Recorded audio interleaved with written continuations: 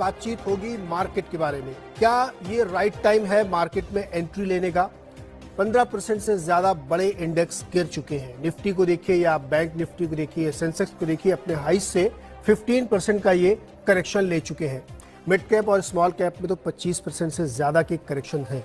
तो क्या ये सही वक्त है मार्केट में पोर्टफोलियो के लिए एंट्री लेने का, या अभी थोड़ा और इंतजार करना चाहिए? हर दिन बड़े पैमाने पर एफआईआईज की तरफ से बिकवाली है। आमतौर पे आप देखिए तो एक महीने में करीब 40,000 करोड़ तक की बिकवाली हो रही है। ये भी समझना जरूरी है कि बिकवाली क्यों हो रही है और ये कब रुकेगी, क्योंकि इसके रुकने के बाद ही ऐसा लगता है कि बाजार में एक बॉटम बनेगा और वहां से तेजी आएगी। लेकिन इसके साथ एक बहुत ही महत्वपूर्ण बात यह भी समझना चाहिए कि क्या हमारी इकोनॉमी, हमारे बाजार अब इस राइड के लिए, इस तेजी के लिए तैयार हो रहे हैं? कौन से वो फैक्टर्स हैं जिन पे गौर करना चाहिए? आज इन्हीं सब पे बातचीत करेंगे और ये समझने की कोशिश करेंगे कि क्या हमें अब थोड़ी थोड़ी मात्रा में ही सही खरीदारी शुरू कर देनी चाहिए, क्योंकि लगभग बॉटम के हम क्या करीब हैं। ये एक बड़ा सवाल है, इसका भी हम जवाब लेंगे। इसी पे बातचीत करने के लिए आज हमारे साथ जो विशेष एक्सपर्ट हुए हैं उनसे मैं आपका परिचय करा दूं। संजय सिन्हा जी हमारे साथ हैं, सिट्रस एडवाइजर्स के फाउंडर एंड सीईओ हैं।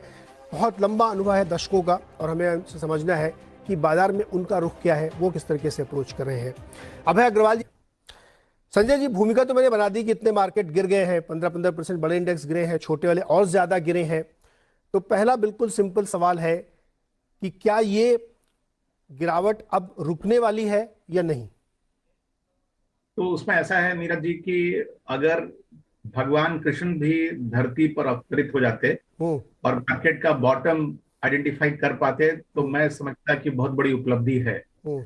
हमारी जो सबसे बड़ी समस्या रहती है वो ये कि हम ना मार्केट के बॉटम को ना ही मार्केट के टॉप को बिल्कुल एक्यूरेटली पकड़ पाते हैं। हमें ये समझने की जरूरत है कि निवेशक के रूप में हमारे लिए इक्विटी एक एसेट क्लास है जिससे कि हमें मुनाफा कमाना है, और ये मुनाफा हम मार्केट के बॉटम को पकड़ के नहीं कमा सकते, बट एक मेथोडिकल और डिसिप्लिन रूप से मार्केट में पार्टिसिपेट करते हुए ही हम कमा सकते हैं।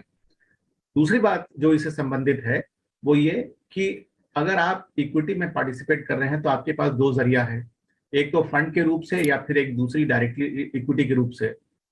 अगर हम डायरेक्ट इक्विटी के रूप को देखें तो जब मार्केट का बॉटम होता है तो ये जरूरी नहीं है कि सारे स्टॉक्स के बॉटम एक साथ हों, या मार्केट का टॉप जब होता है तो भी ये जरूरी नहीं है कि सारे स्टॉक्स के टॉप एक साथ हों।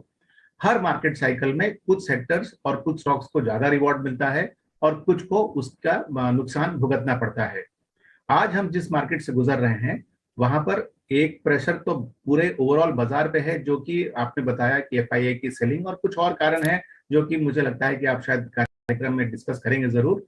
लेकिन दूसरा जो है वो अगर आप देखें बाजार की बिहेवियर को, तो कुछ सेक्टर्स जो आज से 6 महीना या साल भर पहले अंडर परफॉर्म कर रहे थे वो आज मार्केट को आउट परफॉर्म कर रहे हैं, और कुछ सेक्टर्स जो पहले आउट परफॉर्म कर रहे थे वो अंडर परफॉर्म कर रहे हैं। तो मेरे ख्याल से जो इस बाजार में लॉन्ग टर्म विनर होगा वो वही होगा जो कि सिस्टमैटिक रूप में बाजार में पार्टिसिपेट कर रहा है, ना कि वो जो बाजार के परफेक्ट बॉटम को पकड़ के किसी लक के द्वारा उस बॉटम को उसने पकड़ लिया। जी अभय जी, पिछले साल एफआईआईज ने 2021 कैलेंडर ईयर में करीब 1 लाख करोड़ या प्रिसाइसली 92-93 हजार करोड़ की सेलिंग की थी। इस साल 12 मई तक के हम आंकड़े लेके चल रहे हैं, 2 लाख करोड़ बेच चुके हैं सिर्फ अभी 4.5 महीने आप कह सकते हैं। क्यों बेच रहे हैं इतना? ये ऐसा क्या उनको यहाँ बुरा दिख रहा है? नहीं नीरज जी, कुछ उनको बुरा नहीं दिख रहा है, थोड़ा वैल्यूएशन के इश्यूज हैं जो मेरे को लगता है क्योंकि वो बेच रहे हैं इसलिए लोग कह रहे हैं कि वैल्यूएशन ज्यादा है इंडिया की तो वो बेच रहे हैं।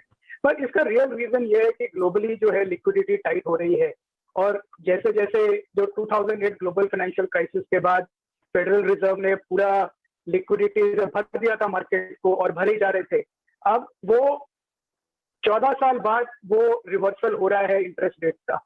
तो ये जो 14 साल तक पार्टी हुई मार्केट में लिक्विडिटी ड्रिवन, जहां पे आप 25 बेसिस पॉइंट पे यूएस डॉलर में बोरो करके दुनिया में कोई भी एसेट में आप इन्वेस्ट कर सकते थे, स्टार्टअप्स में, क्रिप्टोज में, इमर्जिंग मार्केट में, और अच्छा स्प्रेड बना के प्रॉफिट बना सकते थे, वो बहुत सडनली अनवाइंड हुआ है। वो carry US dollar carry trade, और यूएस डॉलर कैरी ट्रेड के अनवाइंडिंग से काफी फोर्स सेलिंग है ग्लोबल हेज फंड्स की। आप टाइगर ग्लोबल को देखें, सॉफ्ट बैंक को देखें, तो मतलब 40-40, 50-50% ये बड़े हेज फंड्स हैं, वो ऑलरेडी उनका एनएवी डाउन है दिस कैलेंडर ईयर में। तो ये जो सेलिंग है काफी जो है लिक्विडेशन, फोर्स्ड लिक्विडेशन है कि भाई कुछ भी हो उसको कैश में कन्वर्ट करना है, जहाँ पे मार्जिन बोरोइंग है, जहाँ पे लोन्स है, जहाँ पे लेवरेज है उसको काटना है ग्लोबल फंड्स को। इंडिया में हमारी लेवरेज जो है एज ए सिस्टम काफी कम है इस टाइम पे, क्योंकि आरबीआई ने कभी बढ़ने नहीं दी ज्यादा।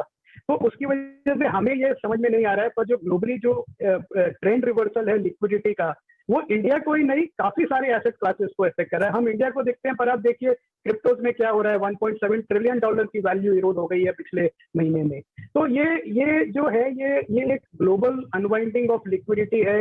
यूएसडी जो 72 आ गया था 2008 में, वो 104 पे है उसका DXY इंडेक्स, जो कि 20 साल का हाई है। तो यूएसडी के स्ट्रेंथ की वजह यही है कि काफी पैसा जो अनवाइंड होके ग्लोबली वो वापस यूएस में जा रहा है। तो ये इसलिए नहीं कोई बेच रहा है, मुझे नहीं लगता कि इंडिया से किसी को कोई प्रॉब्लम है या कोई दुश्मनी है, बस ये एक ग्लोबल अनवाइंडिंग है लिक्विडिटी की। ग्लोबल अनवाइंडिंग है और वो ब्याज दरें बढ़ रही अमेरिका में शायद इसलिए। संजय जी, एक सवाल और आपसे। शुक्रवार को हम लोगों ने एक रिलीफ रैली देखी, तेजी बनी वहां पे दोपहर तक, लेकिन आखिरी के 1 घंटे में आप देखिए सारी तेजी वाइप आउट हो गई।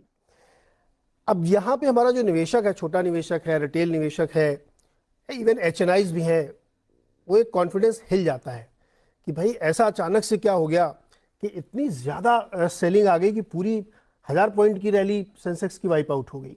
तो ये जो ट्विस्ट एंड ट्रेल्स आते हैं मार्केट में, इसको थोड़ा हमारे रिटेल इन्वेस्टर को समझाइए कि इसको कैसे इंटरप्रेट करें, कैसे अपने दिल को मजबूत बनाए रखें ऐसे देख करके। तो देखिए, ये साइकोलॉजी जो है नीरज जी, ये मैं समझता हूँ बहुत ही मुश्किल है किसी को समझाना।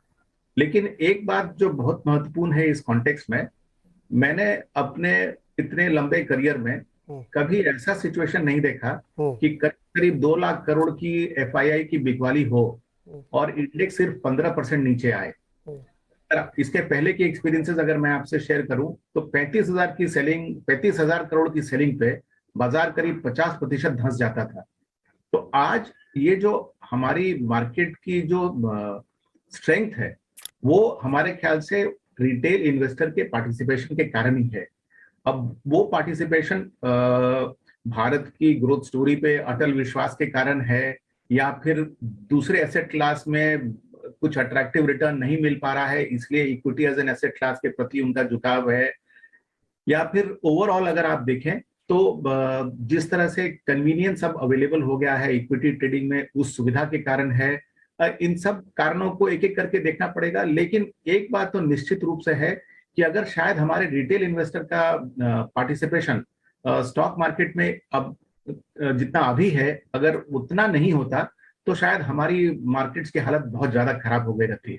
मतलब अगर आप आंकड़े से जाएं तो आज ट्रेडेड वॉल्यूम जो होता है मार्केट में, उसमें FII और DII का हिस्सा तो अब छोटा हो गया है। 40% जो है हिस्सा वो तो रिटेल इन्वेस्टर का होता है। तो ये कॉन्फिडेंस जो है वो हमारे ख्याल से बहुत इंपॉर्टेंट है। एक जो छोटा ऑब्जर्वेशन है आज के मार्केट में, चूंकि आपने आज के मार्केट का सवाल उठाया, भले सेंसेक्स निफ्टी में गिरावट आई हो, लेकिन अगर आपने देखा हो तो mid cap and small cap index जो है वो पॉजिटिव बंद हुए। हमारे रिटेल इन्वेस्टर का पार्टिसिपेशन इस सेगमेंट में ज्यादा है। लार्ज कैप के बदले वो small and mid cap segment में ज्यादा पार्टिसिपेट करते हैं। और पिछले 3 महीनों का एक्सपीरियंस अगर आप छोड़ दें तो लोगों ने अच्छे पैसे भी बनाए हैं काफी सारे स्टॉक्स में, और शायद पिछले 3 महीनों में काफी हद तक वो पैसे गवा भी चुके हैं। लेकिन जो मिड एंड स्मॉल कैप में जो रिटेल इन्वेस्टर का इंटरेस्ट है वो बहुत फैला हुआ है। और शायद ये सेगमेंट जो है, पहले की जो करेक्शन होती थी उसमें मिड एंड स्मॉल कैप बहुत ज्यादा करेक्ट करता था। इस करेक्शन में जो अगर अभी अंत हो गया तो अच्छी बात है, अगर और करेक्शन अगर होगा तो भी मैं समझता हूं कि शायद mid and small cap index में उतना करेक्शन ना हो जितना कि लार्ज कैप इंडेक्स में होगा।